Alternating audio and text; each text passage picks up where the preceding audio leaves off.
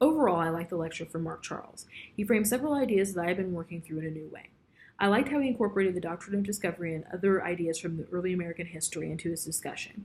As an African American, my reference point for America's racial injustices is slavery, so it was enlightening to look at the same issue that I've lived and studied from a different perspective. However, I'm unsure of framing white racism in terms of trauma and then tasking people of color with the role of playing therapists to allegedly traumatized white people. As a black woman, this idea plays into the damaging trope of the black mammy figure or the magical Negro who exists to serve as a guide or chief counselor/consoler to white people.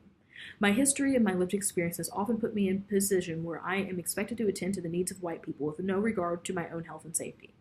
Though Charles framed this concept as taking a position that could be read as listening but also staying detached and caring for oneself, I'm still very uncomfortable with this idea. I agree with this assessment that white people often lack the tools for dealing with their individual racist mindsets, let alone the systemic oppressions to which they are complicit and or from which they benefit. I think that the whole white backlash that Dr. King discussed in Where Do We Go From Here is a concrete manifestation of this issue.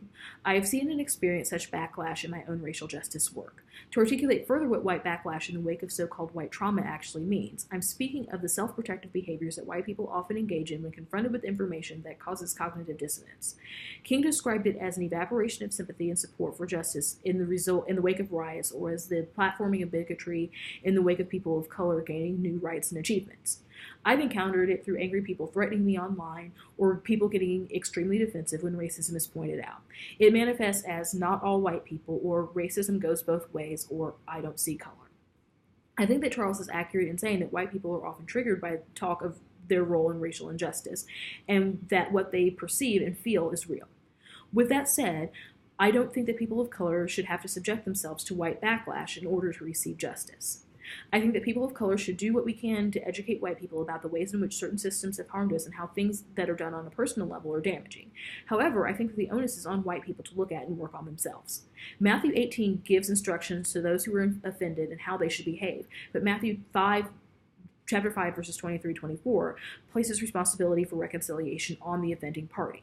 It is not enough for those who have been damaged by racism to speak out. Those who are complicit in perpetuating racism are also responsible to those who have been damaged. What that responsibility looks like, in part, is making amends. This goes beyond saying, I'm sorry. Making amends will look different for every group that has suffered from racial injustice.